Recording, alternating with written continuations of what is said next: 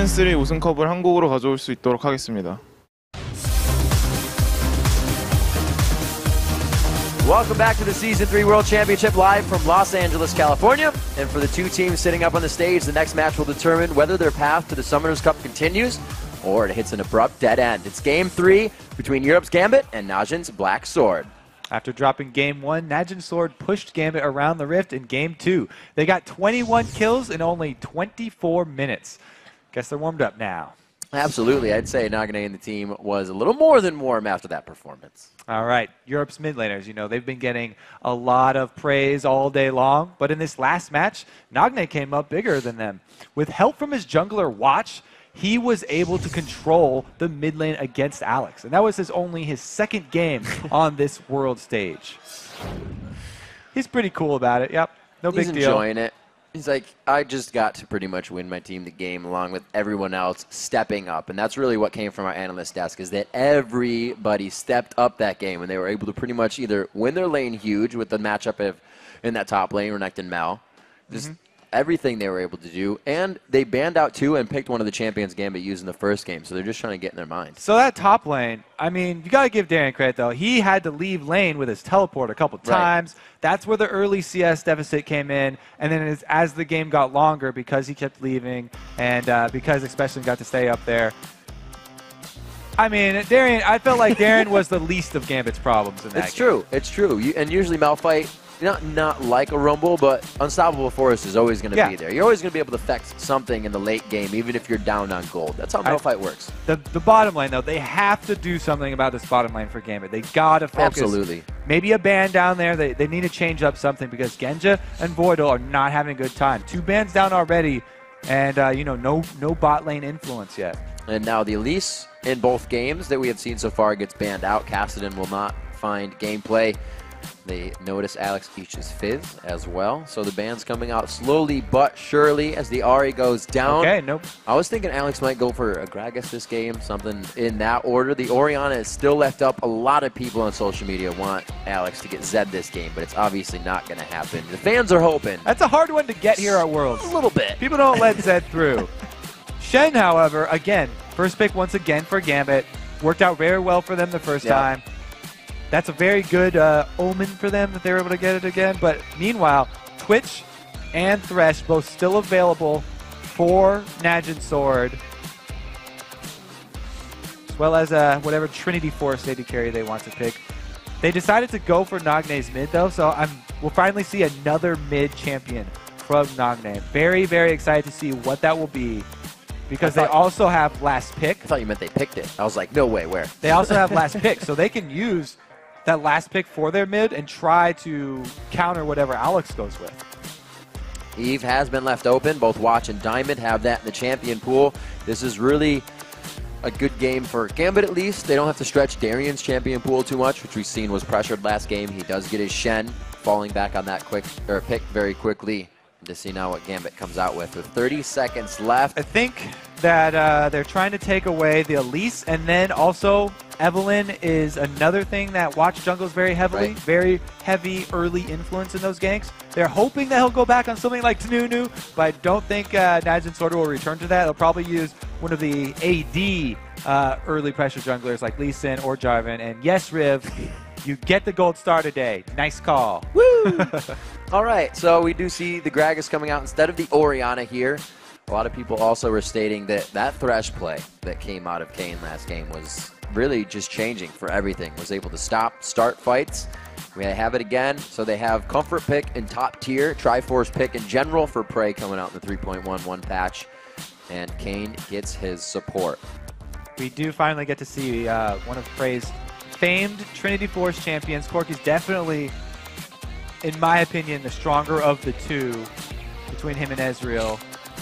The Nidalee mouths over. That is a very interesting pick because she's actually, if you build her tanky, decent split pusher, and she can get to the point where she can handle a Shen split push, but she cannot join the team fights as quickly as Shen.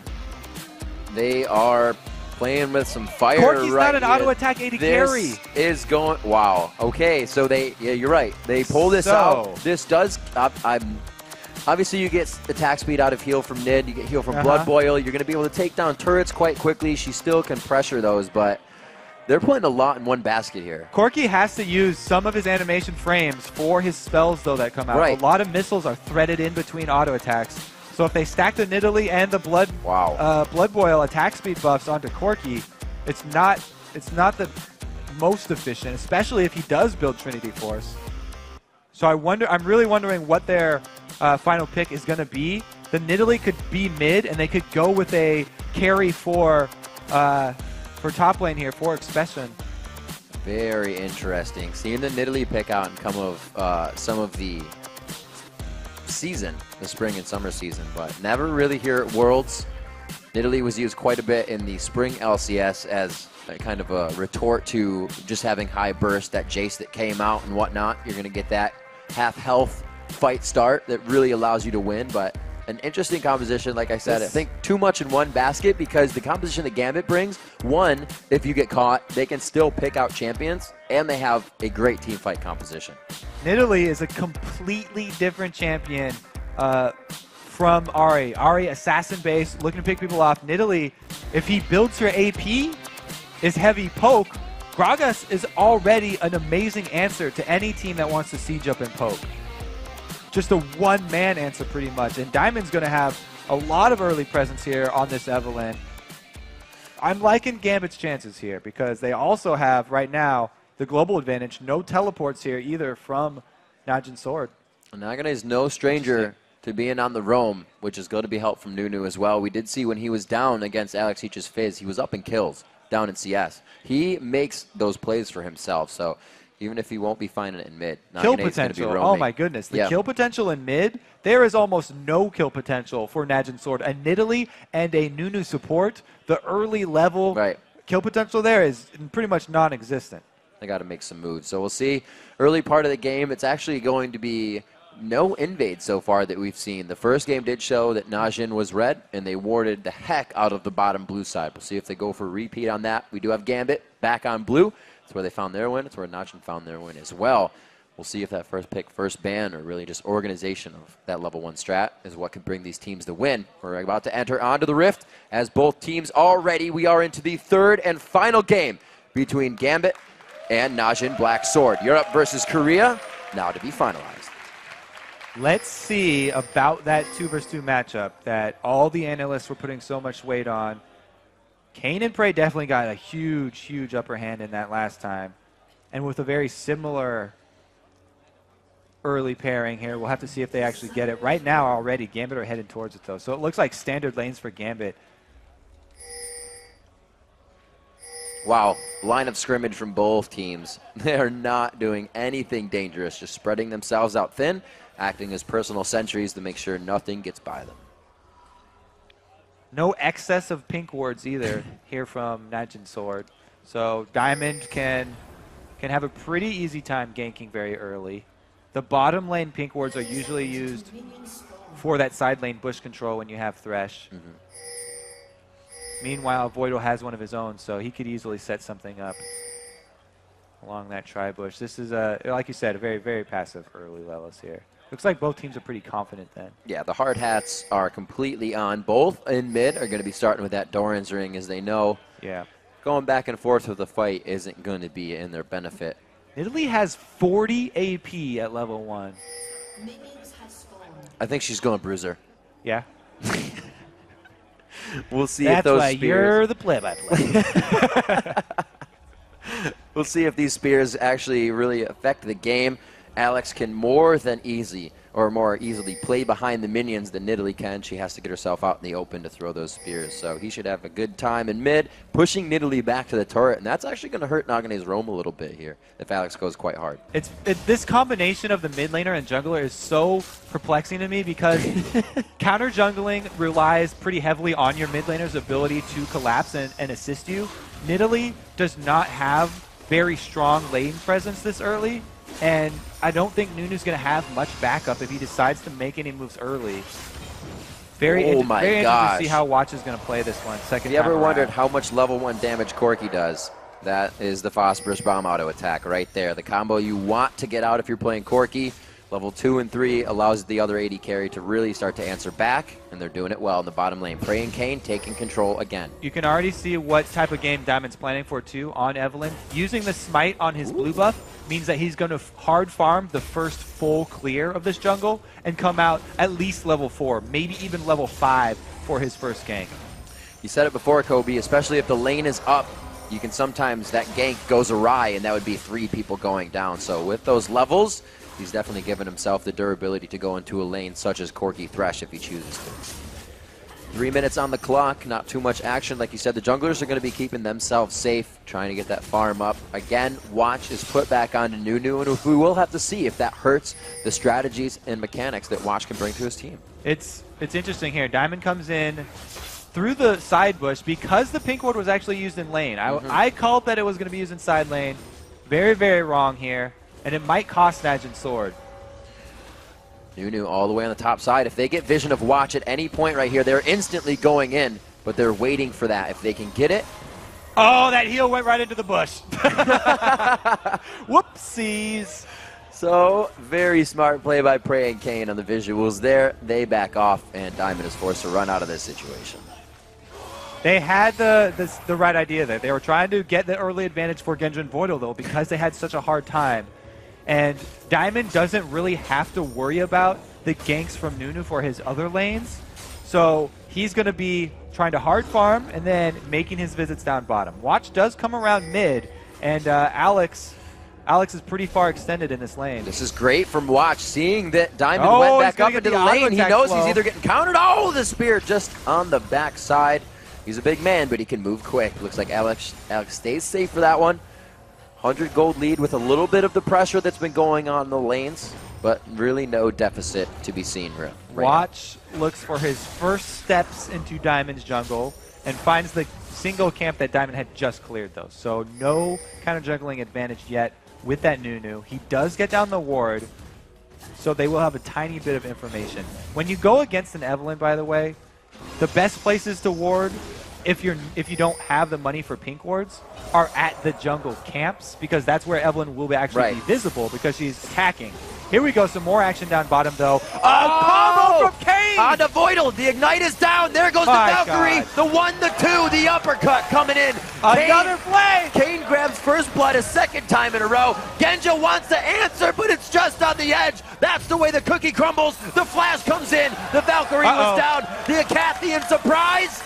It's not enough to take him down.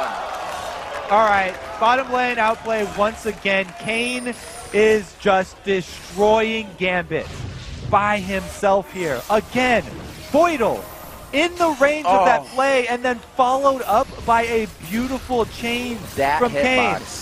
Also, the capitalization on that by Prey. He doesn't hesitate to follow up his support. This is great synergy by them. Prey also able to finish this one off. He ends this with 20 HP after the explosion from the Acathian surprise. Bit of a fast forward. Coming out huge in the bottom lane. Prey 1-0-1. And again, Prey and Kane coming out huge for their team. Already swaying this one by 1.3 thousand gold. Communication from Nagane in mid. You can see these guys are always communicating that bottom right portion of the screen. Looks like Nagane is actually being one to make shot calls with Kane right now. This bottom lane is definitely going to be carrying Najin's sword here. They're going to have to worry about Diamond's attention, though, because they've just got this double kill. Diamond is definitely worried about this Genji lane once again, and they're going to have to buy a lot more pink wards if they want to keep safe. Ooh, Diamond thinking about it. He's creeping. Oh, he is going to go up into the single pink ward Najin's sword actually have. That one by Dragon. So Evelyn being found out counter jungling here is huge because, well, no, it's not that huge. Nunu's recalling right now. He was not taking advantage of this information they have on Evelyn. I think Diamond has noticed the movement of Nagane, and he does not like the situation as he takes a look at his mini-map, but still hovering between this pink ward with the movement of the outer lanes. He's have to have considered now that he's been seeing. It's been almost 15 seconds. He's used so much time over here. He really just wants to make use of his level 6, though. He got his level 6. He wants to get that shield. He wants to go for the dive. Are just walking through Alex wards. is collapsing, but Alex is pretty far behind here, so this would be a poor decision. Diamond does see the pink ward. They're walking through so many wards right now, and they have to consider that this fight is also Nagane being set up by Najin. They stand united coming in at a diamond. Nagane throws a spear for the left. Voidal goes down before the fight even really starts. Prey gets exploded there. Very nice job. Agony's Embrace to take him down as well, and they are getting good damage. Gambit made the moves that they needed to here. It took them a little bit of time, but they were able to execute perfectly, Kobe. Here's Nagane's spear! Oh, it's not stopped. Into Alex. Pie in the face there as it almost hit Darian. Another one going across. And these are the things they have to be careful about if the fights go extended. They had to call Darian down for that one. Huge loss for Gambit. They also used Stand United for this one. They think that they're going to take out... They're focusing the Nunu here. It's only because Prey extends for the kill that they actually get him. Nagne as well had burned his flash to get that. So now it's Genja auto-attacking here. He doesn't even get the aggro from the tower because he skirts that outside. This is a... Let's see when the ward vision of Nagne ward vision right now. Alex was not even looking at it. So that ward in that pink ward in that tri-bush didn't tip him off enough. He actually tried to body slam forward. He's not quick enough. Going into that fight, and they still are. Prey and Kane are 5. Watch leveled up to 6 in that fight when he threw down the absolute 0. Gambit came in all at level 6s. So Najin did an amazing job at covering that few levels down on each champion. You have to have an internal timer as a jungler when going for ganks like this. Anytime you sit around that long setting it up, you have to start getting really worried about how much information your enemies have. Najin Sword did an amazing job there of making the best of that tower dive, even though they came out a little bit behind there. They're able to take advantage of this Stand United being down, grab a dragon for themselves. Coming in on these picks as well, Najin grabbing up Dragon there. It's interesting to see, you know, Diamond's Lee Sin left up. He chose not to go for that as well in all of these games so far. We can see what kind of focus that Gambit really has on where their attacks want to come from. 9.5 in this bottom lane. Still the pressure from Kane and Prey. They have gone down here, though. This is not going as it did last time. Genjo, Voidal, and team were able to thwart at least the bit of snowball they were creating. But we'll have to see what happens. Once Najin breaks these turrets, they have the pink wards to move around the map. You can see 1, 2, 3, 4, 5, 6, and more wards in the bottom. It's pretty much as we expected, this bottom lane for Najin Sword. That's the reason they're so far ahead here. Gambit tunnel visioned onto that bottom lane. They wanted to force something, make it happen, and turn it around, when really they didn't have to force anything down there. It's a Nunu jungle that's not counter jungling, and it's a Nidalee at mid. Hasn't scaled up with her AP yet, but they forced the dive, waited so long to do it, which turned into top turret for Najin Sword plus Dragon. Anytime you don't have to trade for the early Dragon and you get the top turret as well, it's just such a giant early lead to try and come back from. Oh, flash crescendo. The crescendo comes in from Voidal. There's the living artillery. They're going to walk into it. Voidal goes down to half HP. Can they zero him out in time? Diamond puts himself in the front. Agony Embrace goes off. Kane just on the outside goes down from the Dark Passage shield. It wasn't enough, and they're going to be able to focus the fire and fight down onto Prey. They push him back, but we do see Nagane coming in on the side here. It's going to be the pincer as well from Alex Ish on the backside. Darian prioritizes the AD carry with his shield from Stand United there, instead of the low health Diamond. It does end up costing them the jungler's life. And again, as soon as Garen's gone, hard pushing from Expression onto the second turret. They are making the most of this. And Najin Sword not making the same. Oh! Big hit on an barrier there. Though. Barrier Nidalee with the heal is going to keep him nice and safe. And we can see Najin not making the same mistake that SKT did when they played against the Evelyn. They are keeping these pink wards everywhere on the map. There's even one in that mid lane to make sure that Nagane is not getting hit up with that Gragas ultimate. It's left everybody to try and 1v1, and the kill potential is really going away for Gambit right now with their fight team. Najin sort of aware that all of Gambit's focus has been on that bottom lane, so they just covered that thing in pink wards, and that has enabled them to turn around all these ganks here. Meanwhile, top lane is just being destroyed for Gambit because Darien has to keep leaving. Najin more than happy to heal up. 2 attacks coming in from Alex Ish. He's doing what he can to be a nuisance. Nobody there to help him though. 99 to 107 on that CS. 74 to 113 as Expression again goes very hard in that top lane and wins his 1v1 so far. All right, so if we leave the bottom lane alone at this point, it's going to keep going the way that it has.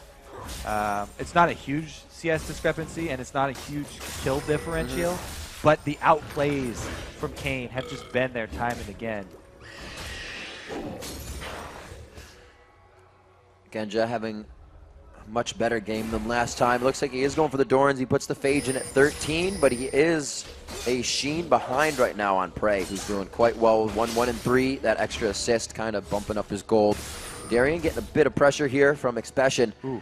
Looks like not good that Najin Sword starting to take over Here the comes jungle Diamond here. bottom again, though. Kane is very deep. Not enough pink wards just yet. He gets Kane, misses that flay, which gives Diamond a bit of time to reassess the fight, get himself out of it. 2-man roam there from mid. Only reason Diamond backed off. That's a blue-potted Nidalee right now. Yeah, 13. She's going for Oh!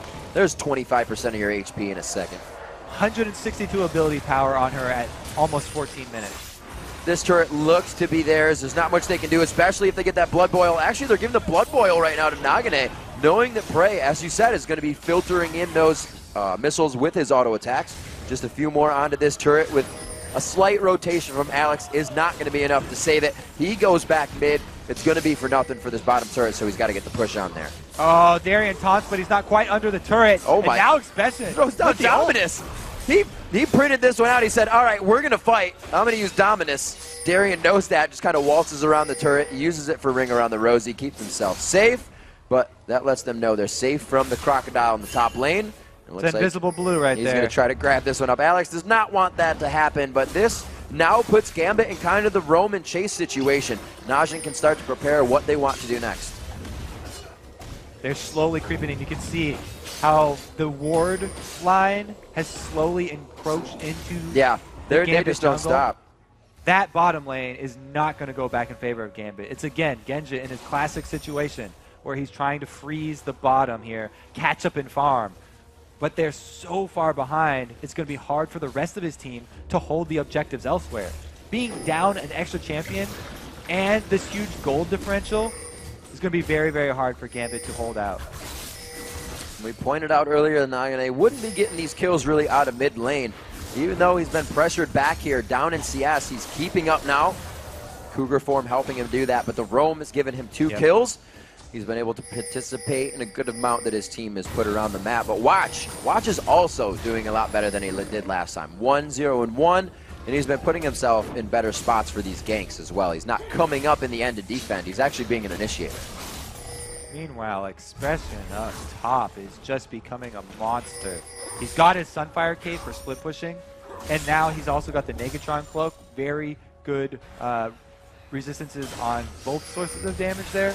That with the extra health from Dominus means it's so hard to take him down. Oh, in the pink mid battle. game. Very nice. Well played by Quirky and Sona on that one. So we're going to see Vision starting to die out in that bottom lane. How much longer will Genja actually spend there? I feel that Gambit's going to need more than 3 members in the mid lane to start stopping these sieges. Especially with that blue elixir Nidalee now with blue buff. The late game poke has come very early for her. It's going to be big. Stand United is up, but it's going to be the pincer here. It is a force spread from Gambit. If Diamond's going to go, it's got to go now. They are on him. It's going to be Agony's Embrace going down right there. Stand United comes in as well. Expression is a very big focus here. They get a good hook onto Darien as he's getting moved around. All of Najin is combining themselves on each other right now. Very hard to click into the damage. They now focus onto Darien, and it was just too hard to get the shots out for Genja.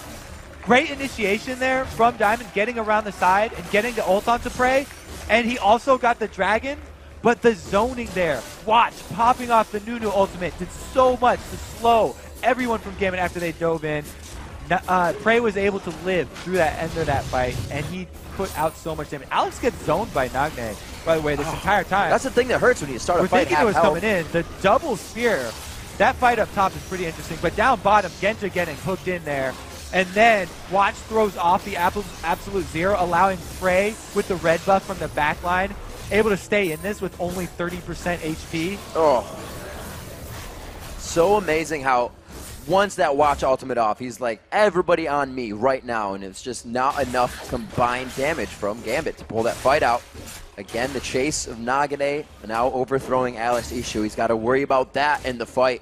He can no longer be appealed for his AD carry, and that was kind of pointed out when they went into the fight. It was a pincer, you know. It was all about Genja trying to run with Voidal, and as you're getting dove on by Expression, Watch, and Nagne, those guys are ready to fight an objective. Yeah, Nagne, he did a really good job there of zoning Alex. Yeah. Keeping him on the outside, and then even came up with the solo kill. So 3-0 now, or 3-0, I should say, in that mid lane for Nagne. Coming up big. Watch says, check this out. And he looks over at Darian before he takes the lantern. The Oracle coming out on their side is going to help with Eve, as well as assist their pink wards that they are still laying down the map in handfuls as they start to clear out and gain control of the other side. Here, Darian getting hit up in the top lane. The snowball is going to keep him within range. And it looks like everybody else is coming up too. They want assists on this. So we're going to get a Thresh Hook here. We may even get a Nidalee Spear, maybe even a heal. Oh, he gets him in just to get it for the assist. Very nice job. Najin cleaning this up perfectly here in this mid game. Nice pickup there. Grabbing Darian with no vision. It's going to mean that they can easily push in now onto these secondary turrets. Genja's still, by the way, off by himself farming here, so they don't even have the extra Kog'Maw damage. It's going to be a two-pronged approach here from Najin's sword. Looks like Genja, again, maybe not falling behind, but did switch his choice as he double dips in the build on the BF sword. Kog'Maw can get to that late game king carry position, but he is far from it right now, and they're going to need a lot of time in this game. Meanwhile, over at mid, Prey hitting level 11 with those Sork shoes is a tremendous amount of magic damage from his ultimate. The second level of the ultimate, Corki's bombs go up pretty high in damage, 70 extra, and he becomes a poking menace himself. Now, that plus Nagne's spears are just whittling Gambit down, and they don't have enough HP to engage upon. Still clearing out all the wards. You can see that Najin has definitely made this a game where at the point they take objectives, they have more control of the map than Gambit. They're not allowing Gambit to win through fights, and it's interesting because the past two games, Najin has avoided every fight that Gambit has brought to the table and dropped structures. But this time they said, we're taking it to you and we're going to beat you with your own medicine. So they bring a fight team to the table, 11-4, a 6,000 gold lead. I think the quickest and most we've seen within this game. It was 10,000 last game, but that was a little bit later. 4-1 in turrets. That map vision is falling for Gambit. Talking about map vision, there's an Oracle's in Kane's pocket right now too, so it's not going to get any better for Gambit. From here on out, it's Najin slowly closing in with that ward line around the Gambit jungle and forcing Gambit into bad spots, even though they have Evelynn. The vision advantage definitely there for Najin's sword, and they can force Gambit to play into their hands. So I lied, and Genja tricked us again because he bought the Zeal. So he may not be going for the Infinity Edge. He still wants to double dip into both of those items, trying to get that BF sword for a bit of damage on Living Artillery and his Arcane Barrage. Or not Arcane Barrage, Bio-Arcane Barrage. So we'll see what they can do with that. Still not trying to activate anything. Alex pushing solo. Everybody back in base trying to get items. Pink Ward's coming out for Voidal on top of the Ruby, but he does not have the Moby boots yet. So their fights are going to be quite scary, and they're going to have to stay towards that back line. I wonder if there's ever going to be an Aegis of the Legion here for Gambit, because that plus the Sona helps out a whole lot when you're trying to deal with magic damage poke. Prey is actually in a pretty bad spot here. Diamond right in that bush. Oh, there's a Shen ulti onto Diamond. Coming in on a Diamond. Oh, Prey is quite close, but they don't get it. The Valkyrie was too fast. Throwing down the Noodle ultimate. Hits it immediately to get the slowdown. They start dropping onto Alex. Kane is very low, but he is the one they want to go down first. He is all right to go down. They still have enough peel and attack from the outside line. Did Darian just short that taunt? Did he just point blank it? Because that was huge. Prey didn't get locked down. As soon as that happened, easy turnaround. There was the taunt! The crescendo consecutively on top! A great job there. It may have been too much crowd control, but it's enough for the Corki 3-kill shutdown. All right, Darian makes up. He grabs that one. And a good follow-up crescendo there from Voidal as well. They've now taken out the huge source of damage from Najin Sword. That's going to stop this push right in its tracks. Okay, we get another look at it this time. In comes the Shen on top of Diamond. Point blank, he shorts the taunt. Right there, that could have been a completely different story for Gambit. If they had Prey down at the beginning of this, then Alex coming in right there, they actually might have been able to close out a bigger win for that team and then, you know, turn it into something else like a Dragon to turn this game around. But regardless, they came out with one extra kill, so it's a small victory for them. And also something that is scary about Najin Black Sword right now is they are showing constraint. They are showing when they don't need to go in. They got that one kill. They said we can get more off of this, and they backed off. Knowing they didn't have Prey is a huge factor, so they're not tunneling into these fights, which Gambit really needs them to do right now. Gambit on their heels, trying to go hard on this one. Alex again putting that farm over his safety. He's going to be taken down here, but Diamond, a very good attack. Could get another kill coming into the Prey here. They don't get it, and he is safe to get out. Oh, this spear just over the shoulder of Diamond. Heal coming in at the end for Najin, just for good measure on Prey as well. Good job not overextending. They do trade mid laner for support. So at the moment, Najin Sword with a slightly better map control, the map presence in their favor. Oracles has run out on Watch though. 14 seconds left on to Alex. Pings are going down on the Baron for Gambit. They are saying we need vision there, and this is scary because Voidal is the one that has to make that journey, and he's about to do it, I think. It's so scary as a support going by yourself. He is creeping so slowly. You're just looking on the minimap. Where's he going? Yeah, it's the point where your whole team's like, what the heck? No vision on Baron. Get some vision on Baron. You need an escort, actually, at this point in the game. And you can even see Najin's eyes were on that as well. They saw the ward go over the wall in time, so they have the ping down. They know they will be hatching a ward if they go to Baron. But right now, their focus is down here in the bottom. They want to be able to damage, hurt, maim, do anything they can to Gambit before they take that objective. Like I said, they're using Gambit, their own strategy against them, and just fighting always. They're going to try and poke him down here with the missiles plus spears. Prey again with a red buff. They just put so much power onto Prey, and he carries extremely well. One of those things, Alex could have walked right into range of Expression there. Fire Sunfire Cape damage, turret aggro, back out, just get a little bit of mind games on him, but they're playing very Diamond very is looking safe to come around the back, but he's been spotted by the pink ward coverage. Oh, God. He comes Alex in. eats it. A very nice ultimate. Diamond and Darian both get hit up as Darian came in before the absolute zero pop. Diamond taking damage. 1, 2, 3. Bray gives them the combo. They're going to continue now. Darian very low on the health, but they don't have the gap closed. They slow down for now. They look for the turret. Watch single-handedly foils that entire attempt by Gambit. He pops off the absolute zero as Diamond tries to come in. Didn't have the W active to try and get through it. Diamond tries to back out. Darian goes in. Great split there from Najin Sword. Watch comes up huge. And you can see the type of impact Nagane is trying to create with Nidalee. Void Staff and the Athene's Unholy Grail. He instantly wants that to hurt. Boom! Right in Genji's face. One or two of those, and you can't fight anything. That's why they keep choosing Nunu. The zoning potential there with the absolute It worked zero. this time, right? It worked this time. A crazy sway to this game. Najin finding 2 games in a row, a 10,000 gold lead now over Gambit. They have completely turned it on. The one game that they lost was the game they needed to warm up on the main stage here at Worlds, and it looks like the train isn't stopping for them. They are able to take away the red buff and litter both sides of the jungle in wards. So now, with this almost 10 gold, 10k gold. Yeah. 10 gold! They are almost 10 gold ahead, Ribs. Explore awards for the win. Get it. We'll have to see what they can do. Gambit, not completely out of this one. Alex in his interview said, there are games when we know we shouldn't win that we're able to win. It happened here at the Championship Forum. They were able to come back on Vulcan in their game, and they are waiting bated breath for that to happen. But Najin, not even on the brink of making one of those mistakes right now. So Gambit is really going to have to create some of their own impact plays here quite soon. Yeah, with Najin's team right here, they're going to play the siege game. They siege up and they just try and poke you down. So it's up to Gambit to take the initiative, and make the first move here. Last time, they totally got stopped or by Watch there, popping off the absolute zero.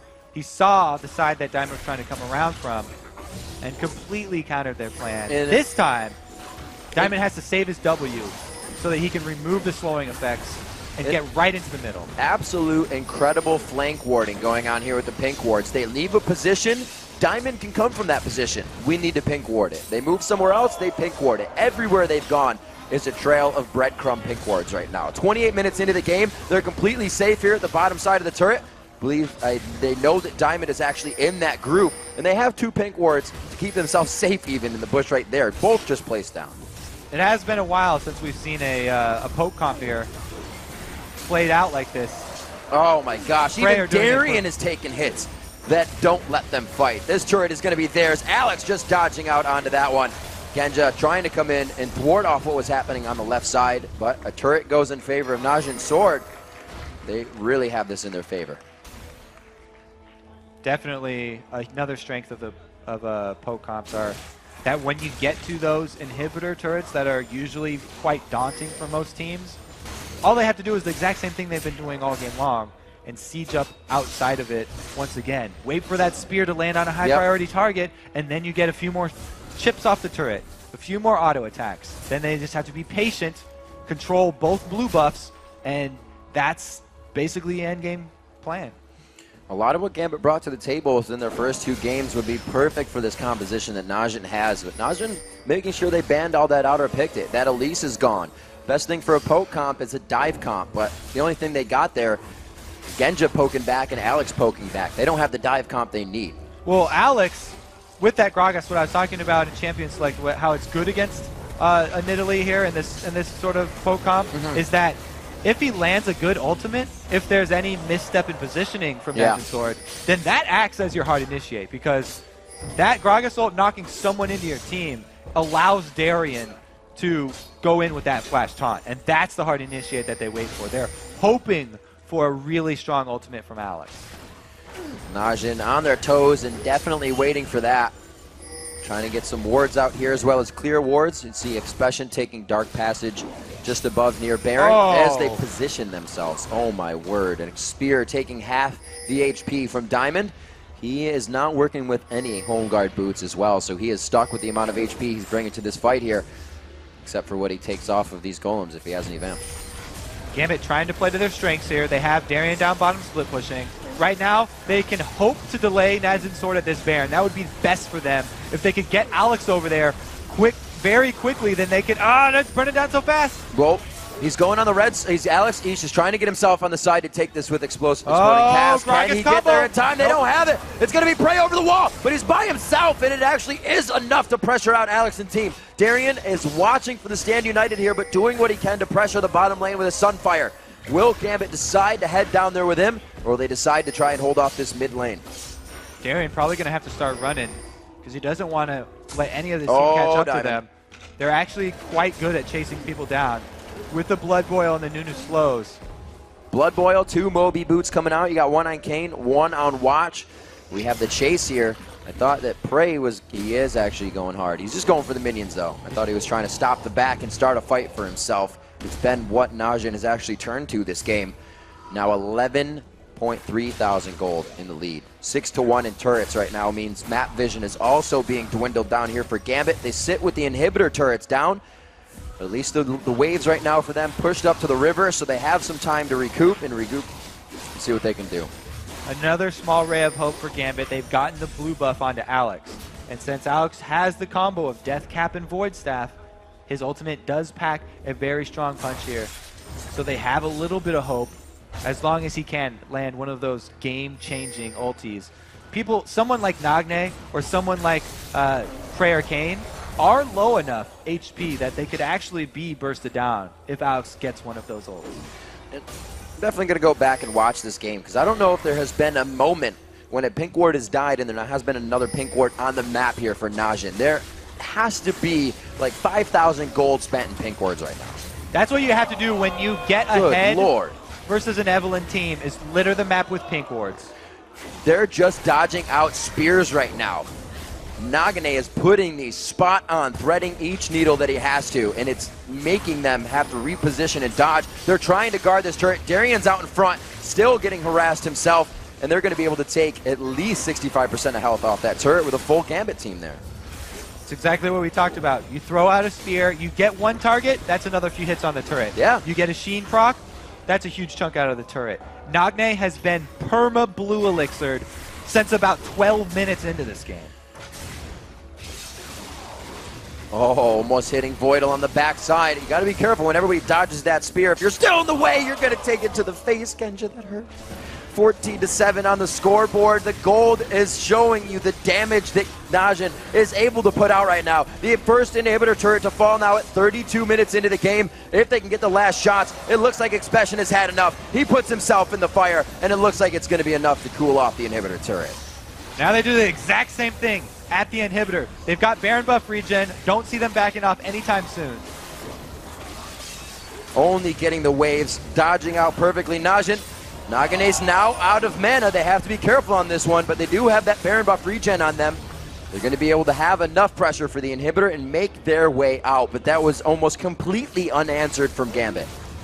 Diamond cannot go in here. He keeps getting speared in the eyes, and he got chunked out so low before that, there was no possibility of initiate for Gambit. See what they're trying to itemize into. You can see Diamond not going for auras for the team, not going for anything else, but we need to win these fights with damage that they are not expecting. The Warmog's now coming out into Darian. He's able to take those Nidalee spears now. He had to itemize into that health. The magic resistance really wasn't going to help too much. It is looking quite grim for the second European team here today. Genja got big. It could be an impact, but he's matching the items now, and even a Last Whisper Negatron cloak behind here. Genja made me big.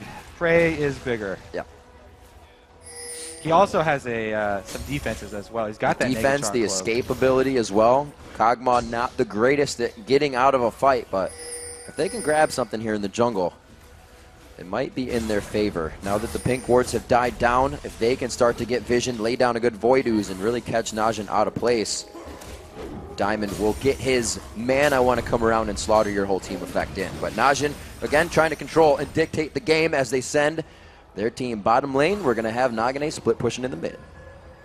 The next inhibitor turret team fight is going to decide the end here for Gambit. One inhibitor they can actually deal with because Darian can split push, Stand United available. But two inhibitors against this poke comp is pretty much a death sentence. The next engage is going to be so huge for them. Darian's actually even joined the team. So they'll have Shen for the beginning of this. If you're going to make a move, you have to make it before your main carries get poked down. The earlier, the better here. Still no waiting. Valkyrie down. This is the window. Where is it? Voidal's still on the backside. The crescendo's not there. They have the flash up, but they are not positioning themselves to be aggressed on whatsoever. They're saying, we have a flood of minions in that top lane. Let's dance this out. Exactly. Najin Sword are happy to play this slow game. Keep all of Gambit here. Gambit's not leaving. The minions will take a side Nexus turret by themselves. The middle lane, they can't actually do that, but the side lanes will take those turrets. Genja has to go over there. Najin Sword has played this game almost perfectly, putting too many objectives on the plate for Gambit to think about. Now it's going to be saving a Nexus turret as another inhibitor falls. Dragon is alive, Baron will be alive, but Najin won't even need that with the way they've orchestrated this possible win here on a next fight. Shooting fish in a barrel here for Nagne. He Oh my lands lord. another one. Okay, so they're chunking both turrets down at once. Every time we get that Trinity Force proc on Prey, it's another giant chunk out of each turret. It's only a matter of time here. Gambit they're not making a move. They are showing their strength. Not do you see at 36 minutes an AD carry take two turret shots to the face in front of a Shen. They know the power they have right now. It's not even disrespect. They are trying to make Gambit fear them completely. Voidal getting taken down to 20% HP. They get the turret in the eyes of Gambit, and they look for more. Now it's going to be even harder. They still haven't pulled the trigger. Gambit just walking back and forth here. Now the back lines both at 50%.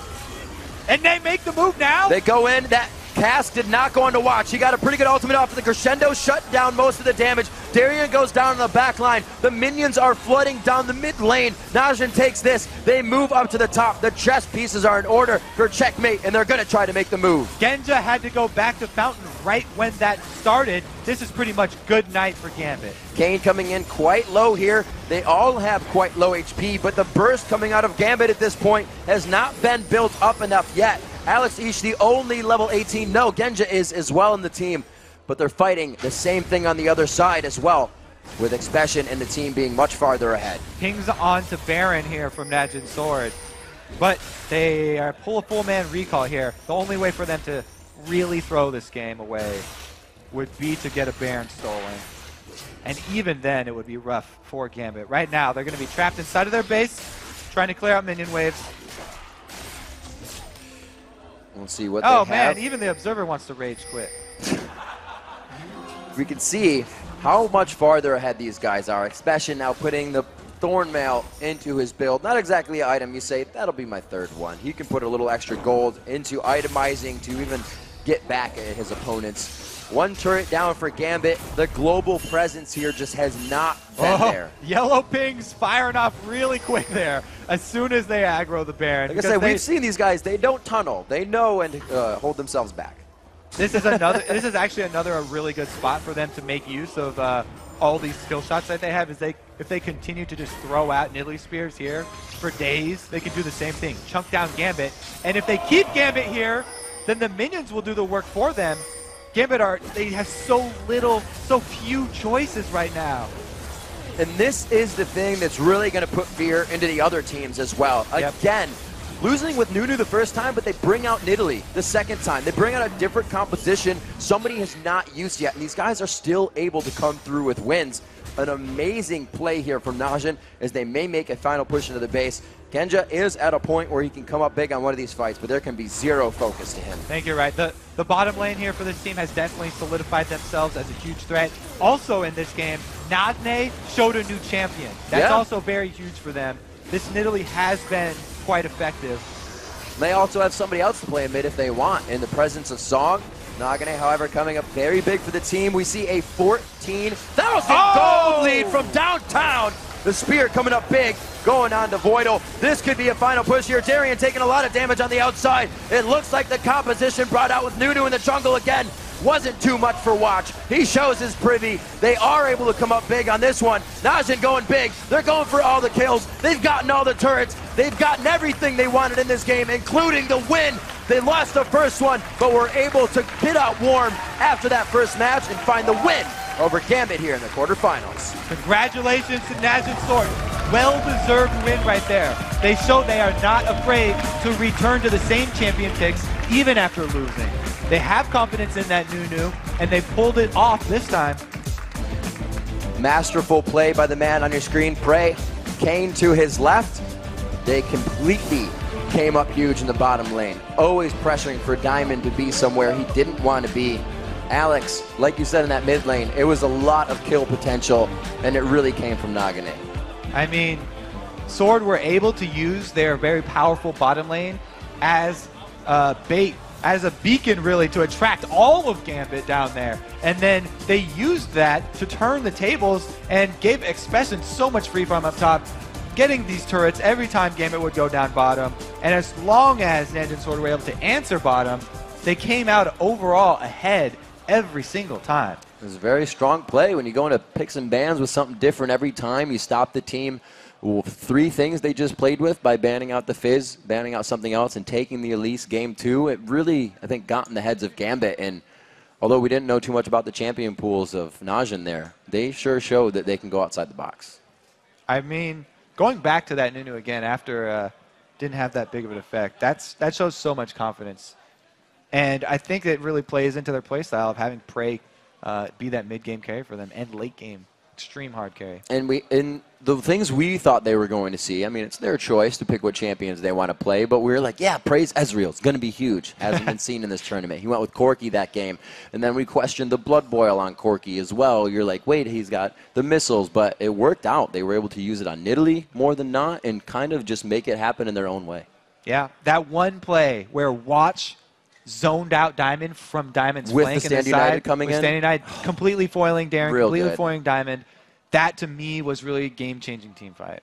I think all of them are almost game-changing. We saw level 1 of the third game. Nothing happened. First game, Najin tried to get as many wards onto that blue bottom side as they could. And really, Najin, everybody's like, why are there so many blue side wins? Well, there you go. Najin made it happen. They came out strong in that game. And it doesn't matter what side they're on. Also bringing out the Nunu. It's kind of hard not to go back to that. It was like, yeah, Watch was not used strategically well on Nunu. But that game, it just showed us they just didn't perform the way they wanted to in the early part of the game. All right, so looking forward, we had one European team move on Fnatic so far moves through. today, and one Korean team. There's still another Korean team playing in the other side of the bracket here. SKT1 will be going up against Gamma Bears. That's going to be interesting because in that match, it's Gamma Bears who are the one that nobody has any information on. They're the ones with all this unpredictability like Najin Sword had here. It worked out for Najin. We'll have to see if Gamma Bears can actually make use. So I think this was a bit of a learning experience for everyone.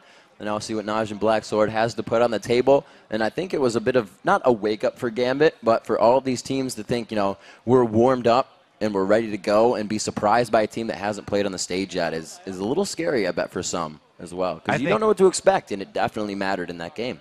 Right. Before this, everyone was like, oh, I don't know, 50-50. Is Najin Sword scary?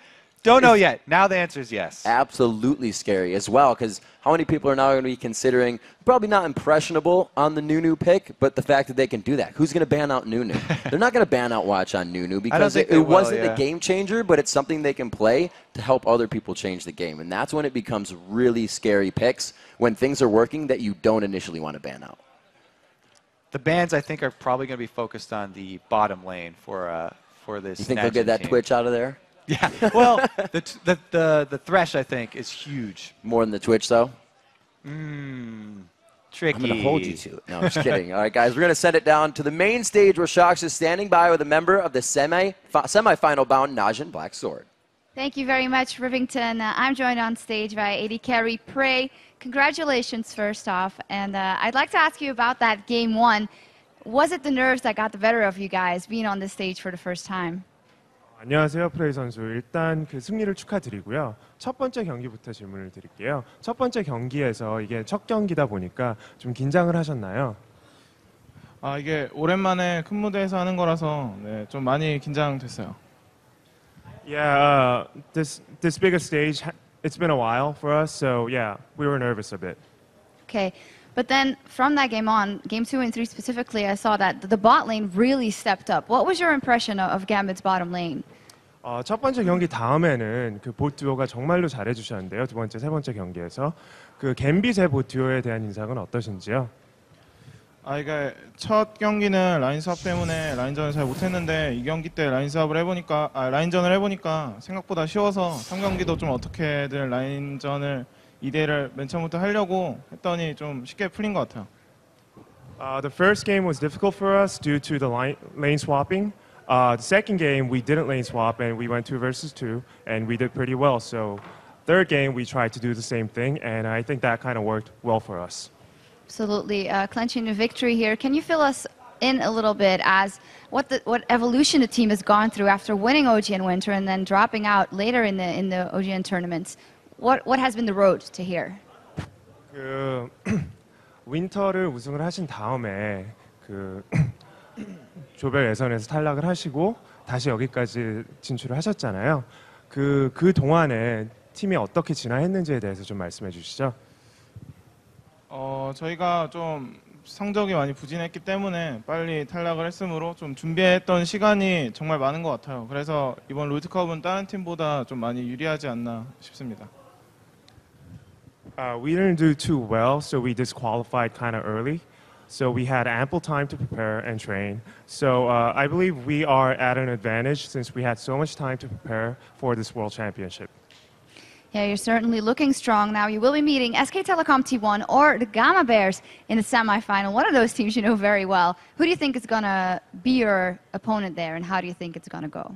이제 4강에 진출하셨는데 4강에서 SK텔레콤 T1 또는 가마베어스를 만나게 되셨는데요. SK텔레콤은 잘 아시고 가마베어스 그 두 팀에 대해서 어떻게 생각을 하시는지요? 일단 SKT 팀은 저희가 한국에 있을 때 좀 많이 스크림을 연습을 했기 때문에 좀 많이 만나고 싶지 않는 상대고요. 가마니아 웨어스는 아직 저희가 정보가 없기 때문에 좀 무서운 팀인 것 같아요. For SKT1, we scrimmed a lot against them in Korea, so they're definitely not a team that we want to meet. But Gamma Bears, we don't have much information on them, so we're afraid and we kind of don't want to meet them also. You'd rather just go to finals. Well, but anyway, congratulations. Great performance here. And for now, let's send it over to the guys at the analyst desk for a closer look at Blacksword's big win. Thank you very much, Sharks, and what a game there. Once again, we see Sword, they bounce back, they picked the Nunu. I was a little bit concerned about that, and I was even more concerned about the Midley versus the Gragas. It reminded me immensely of last year, where I believe Moscow 5 and TPA had the same mid picks. And last year, Moscow 5 couldn't deal with that immense poke of that Needly. This year, Gambit couldn't deal with the immense poke of the Needly. What did you guys think of the picks and bans phase and how it went for Sword? I mean, we were all really surprised to see that Nunu pick coming up again, especially with a caster carry like Corki. I mean, it makes sense later once he gets the Infinity Edge, but there's not a lot of synergy right after he gets the Trinity Force. And also, I think we all agreed too that that's a composition that if you fall behind, you're going to have an extremely difficult time getting back into the game. It's not very versatile. It's all about that siege. I think that was interesting, though, because one of the core strengths for Sword coming into this match was, I think, their individual lane skill. We saw the 2v2 win in Game 2 and 3. We saw the 1v1 win for them in Game 2 and 3 as well. And I think that guarantees them a pretty decent early game lead, just from minion farm, that they can just transition into that. And the Nunu gives them Dragon Control to guarantee some more early game leads, and just play from ahead. I think everything you've just mentioned, Lee Sin would have done better and more. Lee Sin... If you want a counter jungle, okay, Nunu can work, but there was zero counter jungle in both Nunu games. Lee Sin would have jungled quicker, safer. He was really good against Evelyn, possibly better at Drake, same. And then I didn't really get the attack speed steroids. Both Nidalee and Nunu offer an attack speed steroid, but Corki doesn't benefit from it at all. Renekton doesn't really benefit from it either. I did like the Renekton pick against the Shen. They actually let Darren have Shen, and they played really well dodging the ultis.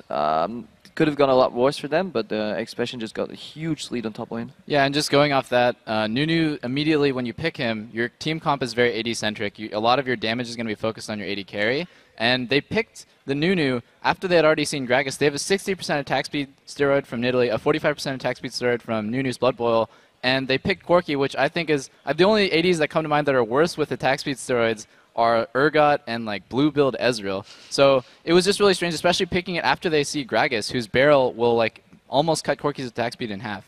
Well, congratulations to Sword. They do manage to advance to the semi-finals. We're going to throw this one over to Jat at the telestrator. He does have a play from Najin's quarterfinal win, all queued up and ready to scribble on.